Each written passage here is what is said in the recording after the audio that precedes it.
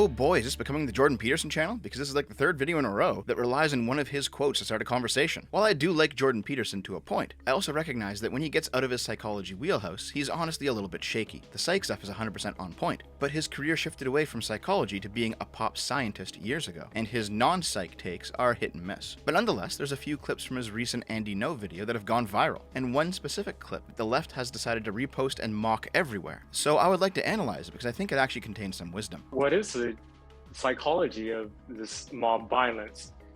When I see it, I don't even recognize some of these. They seem animalistic, is what I mean. No, they're worse than animals. They're worse than animals because animals, they just kill to eat, you know.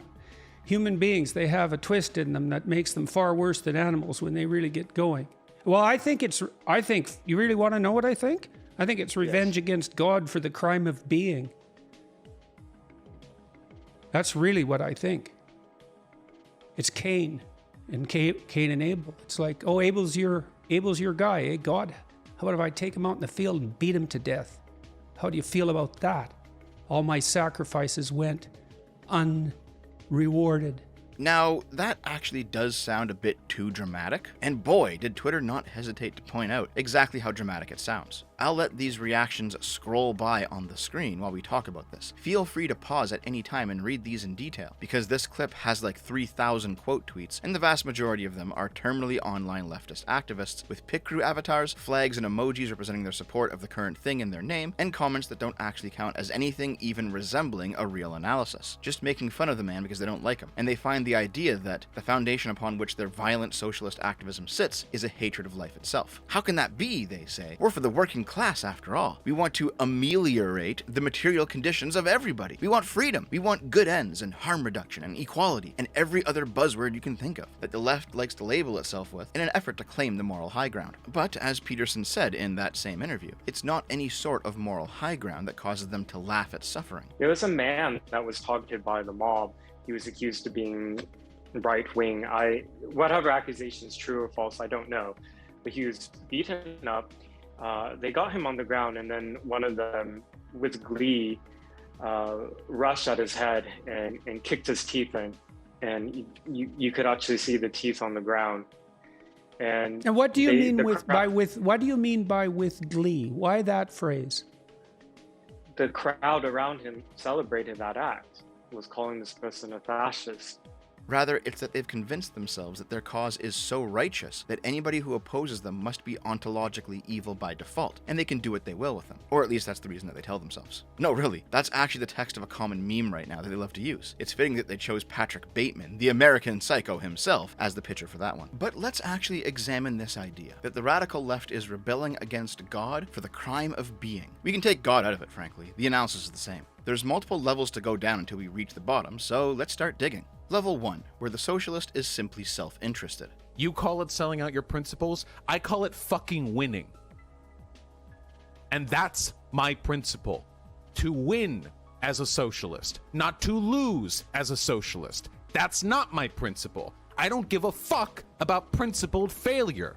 Principled failure is worth dog shit. Oh, have I used that clip too much recently? Okay, how about this one instead? I don't think there's anything wrong with an individual maximizing their outcomes within an unethical system like capitalism, especially if they're a socialist, because it increases the likelihood that they'll be able to achieve political and economic power. It's not hard to find some conservative YouTube channel, like Crowder's Change My Mind thing or Campus Reform, where the host interviews some dipshit university students and gets them to admit the most basic hypocrisies about their socialist ideals. The example on screen is about a GPA redistribution, where the left-leaning students are asked why shouldn't we equalize the GPA of high-achieving students with low-achieving ones. The students all give the same reply, because the low-achieving ones didn't work as hard as they did. When confronted with the very real possibility that high earners and low earners in society function the same way, making income redistribution just as offensive as GPA distribution is, almost all of their brains shut down. This is a funny gotcha moment, sure, but it serves to show that a lot of young socialists are either idiots who haven't thought enough about their ideas, or they're entirely unprincipled and simply looking to do what benefits them. Redistribution when they're on the bottom, rugged individualism when they're on the top. Frankly, it's probably a bit of both. Level 2, where the socialist directly sides with a foreign evil, because at least it is not the familiar. During the Vietnam War, we were actually the very first party in the U.S. To stage a demonstration against the Vietnam War in like 1968, when most people just kind of thought the war was whatever, you know, there wasn't a massive anti-war movement.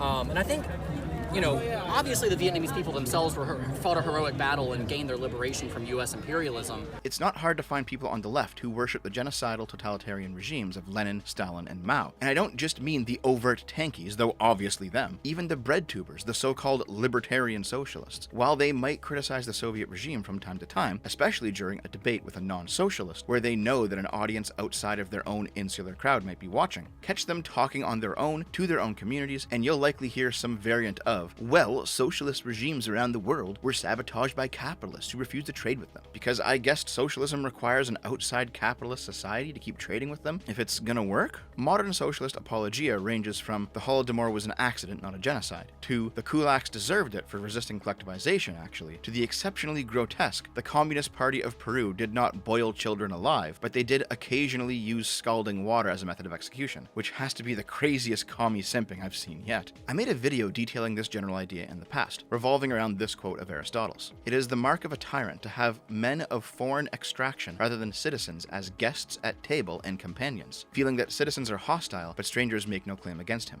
I probably didn't do that video concept proper justice back then, but hey, we all get better over time. And while before I used the example of leftists loving immigrants as oddities from a foreign land while hating their own countrymen, I'll look at it from a different angle this time. Have you ever noticed that if you happen to know a couple where one partner is secretly abusive of the other, when you think about your interactions with them, you will begin to notice a pattern? More specifically, that the abusive person while at a social event with their partner is not only quick to brush off their partner's complaints, but also gracious with outsiders and heavily invested in keeping the peace. There's a limit to this, of course. There are extraordinary stories where the abuser snaps publicly, but you know what I mean. There's two reasons for this. One, it's because the abusive dynamic is a product of the relationship, and the abuser feels that outsiders should not be privy to it. Two, it's because the outsiders do not know the abuser in that way, and so they cannot peer into the darker parts of his soul. This is all just guesswork by me, but that idea maps onto Aristotle's view of tyrants well, and it also maps onto the socialist who is willing to support the evil other over his own familiar homeland. Level 3, where the socialist directly sides with domestic evil, because a socialist revolution must come from the margins of society. What happened was the intellectual communists were sent out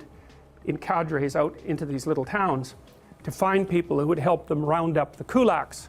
So imagine you're in a town and there's 3 or 4 people or maybe 10 people or something like that who are a little more successful than everyone else. There's going to be some people who are not happy about it at all, that are going to be very resentful about that and jealous. And so when the intellectuals came in and described the reason that these people should be treated as parasites and profiteers, then it was the resentful minority in those towns, and that would be the kind of guy that hangs around in the bar all the time and is completely unconscientious and fails at everything and then blames everyone else for it.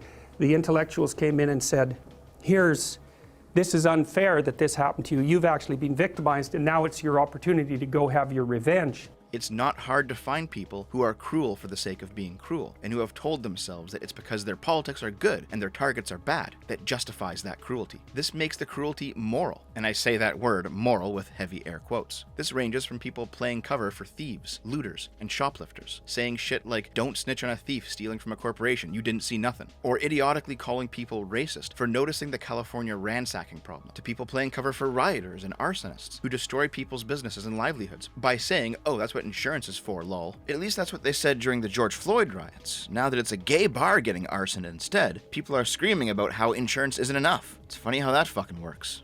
To people openly advocating for the death of their political opponents and the targets of their ire, and in some cases actually killing them. Again, viewing your enemies as ontologically evil. I also made a video on this topic as well, quite literally called The Identification with Evil, where I described the left's tendencies to claim as their heroes the worst fictional characters possible, because those characters in rejecting the status quo were subversive. The fact that they were evil didn't actually matter. The video revolved around the New Guy meme, where the creator of that comic's moral compass was so twisted that she actually thought people were going to identify with her self-insert character, who was cruel and bitter, as opposed to the New Guy, who genuinely seemed to have a decency about him, solely because she viewed her politics as being correct. The issue here, ultimately, is that these people think that a correct politics actually exists, and that, of course, they have the vision of the perfect politics all the time. Then they're comparing themselves, their behaviors, and their lives to that perfection, constantly falling short of it and becoming embittered by it, rather than doing what most sane and normal humans do, which is comparing yourself to who you were yesterday rather than some ideal perfect future, and spending your time and energy working on incremental change. This bitterness seems to be connected to a more general trend among millennials, which is steeped in cynicism and disappointment. They thought their lives would turn out differently, and rather than doing what they can, where they are with what they've got, they'd rather rage at everything around them and be cruel and drive away what little hope that remains.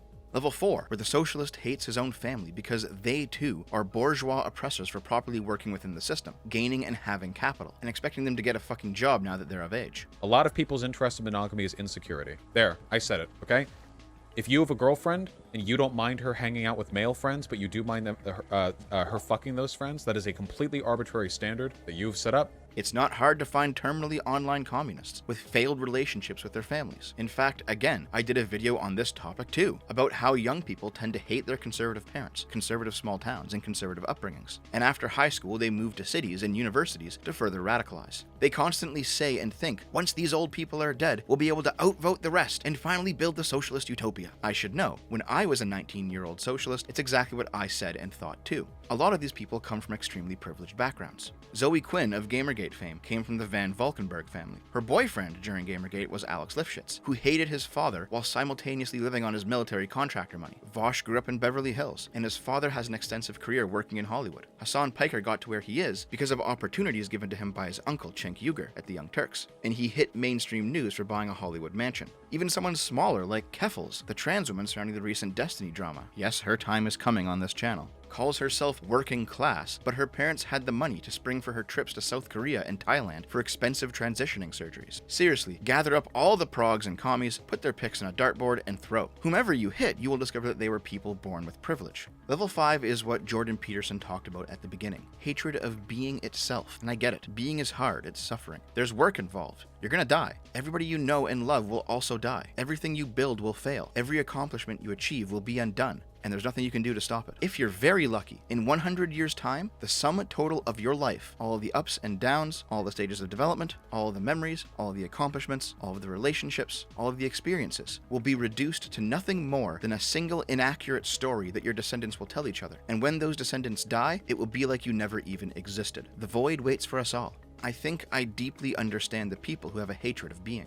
And I think that is what's at the bottom of all of this. Revenge against the universe for having brought you into it. You didn't consent to bear the burden that is the suffering of life. It's not fair. And that's why school shooters do what they do, rather than simply offing themselves quietly since they want to die so badly. Because somebody has to be punished for that crime, and God's out of reach. So why not the people at school that made their lives a living hell? That's why every totalitarian regime, regardless of political slant, destroys whole populations and moralizes about doing so, how this is for the greater good. Here's what's, in my opinion, Huxley's greatest quote. The surest way to work up a crusade in favor of some good cause is to promise people they will have the chance of maltreating someone, to be able to destroy with a good conscience, to be able to behave badly and call your bad behavior righteous indignation. That is the height of psychological luxury, the most delicious of moral treats. Again, viewing your enemies as ontologically evil. It's not hard to find people who exist at this level, who blindly hate based only on ideology, who advocate for widespread death, like all other tyrants before them, in the name of a greater good, who curse at the victims that they create because their existence is politically inconvenient. And though I have no examples to put on screen this time, I have met and seen many depressed leftists say things like widespread mental health problems are caused by capitalism, and I never asked to be born, I hate that I have to work to eat.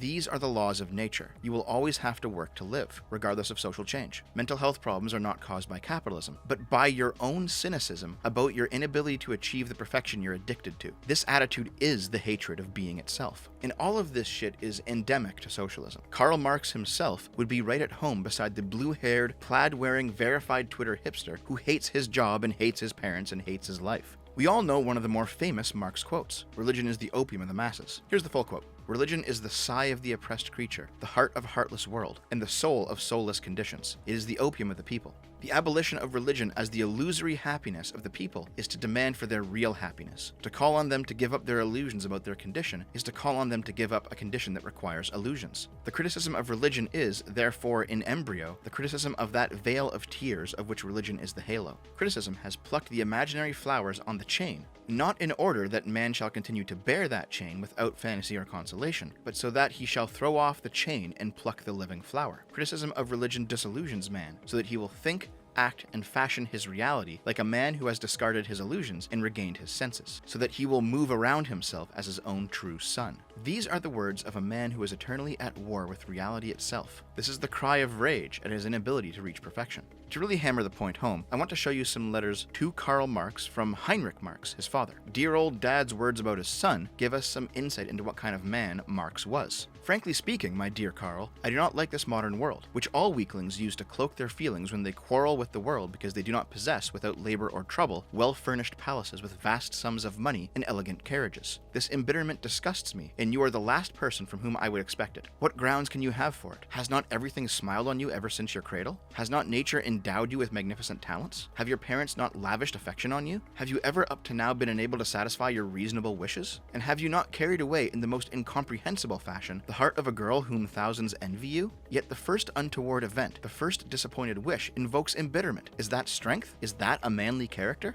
This criticism isn't a one-off either. On several occasions, we were without a letter for months, and the last time when you knew Edward was ill, mother suffering, and I myself not well, and moreover cholera was raging in Berlin, and as if that did not even call for an apology, your next letter contained not a single word about it, but merely some badly written lines and an extract from the diary entitled The Visit, which I would quite frankly prefer to throw out rather than accept, a crazy botch work which merely testifies how you squander your talents and spend your nights giving birth to monsters, that you follow in the footsteps of the new immoralists, who twist their words until they themselves do not hear them, who christen a flood of words a product of genius because it is devoid of ideas or contains only distorted ideas. As if we were men of wealth, my son disposed in 1 year of almost 700 tailors, contrary to all agreement, contrary to all usage, whereas the richest spend less than 500. And why? I do him the justice of saying that he is no rake, no squanderer, but how can a man who every week or two discovers a new system and has to tear up old works laboriously arrived at, how can he, I ask, worry about trifles? How can he submit to the pettiness of order? Everyone dips a hand in his pocket, and everyone cheats him, so long as he doesn't disturb him in his studies. And a new money order is soon written again, of course.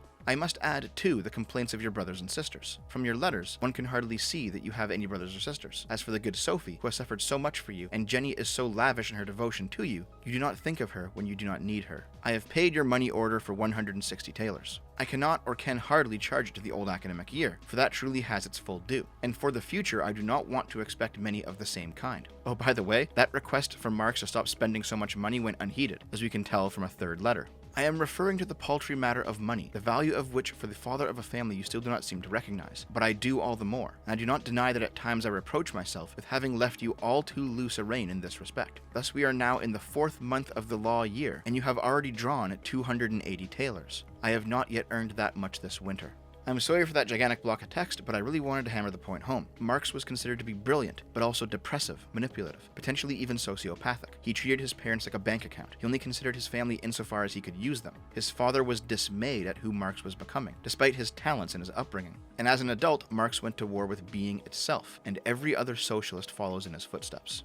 So when Jordan Peterson says that the bottom of all of this is punishment against God for the crime of being, if you're looking at that viral clip and thinking that it's just more Bible mumbo-jumbo, you're not actually paying attention. I've said it before, I'm an atheist. I don't care about the God part of this conversation, but it's overwhelmingly clear to me that in a non-religious sense, Peterson is absolutely right. The bitterness and hatred and cruelty that drives a person to destroy those who are doing better than him because he cannot stand the sight of himself in the mirror every morning, since whenever he looks into it, he sees a failure, and he can't bear to take responsibility for that failure, so he's desperate to offload it onto anything else he can. If that's the rich, fine. If that's the system, so much the better. That feeling, those people, they're real. Socialism thrives on people like this. A lot of those replies to the viral clip from the beginning came from people genuinely too dumb to understand what's going on. But I have a hunch that a lot of them also came from people who know, deep down, that what Jordan Peterson is describing and what I've described here, that's you. That you're the bitter, hateful, cruel person who would rather punish God for the crime of being than actually do something positive and work to build up their life. You terminally online dumbfucks are addicted to reading Twitter trending headlines 16 hours a day because social media makes the socialist movement look bigger than it actually is. You can get into your bubble and circle jerk about the impending revolution revolution all day long. I know your communities feel big because there's a lot of tweets and retweets, but in the real world, nobody actually likes you. You'll never meet a single person in real life who gives anywhere near as much of a fuck as you do about it. The few real friends you do actually have all think you're neurotic as fuck for obsessing over Catalonia or Zapatista or Rojava. Nobody knows what the weird fucking flags hanging in your room are. Your favorite breadtuber doesn't know your parasocial ass exists. Your weird anarcho-syndicalist with South American characteristics streams get less views than my fucking gaming channel. You will never accomplish any of your political goals, and if you don't fucking stop and log off, you are going to spend the rest of your life wasting away online accomplishing nothing but ratios on Twitter.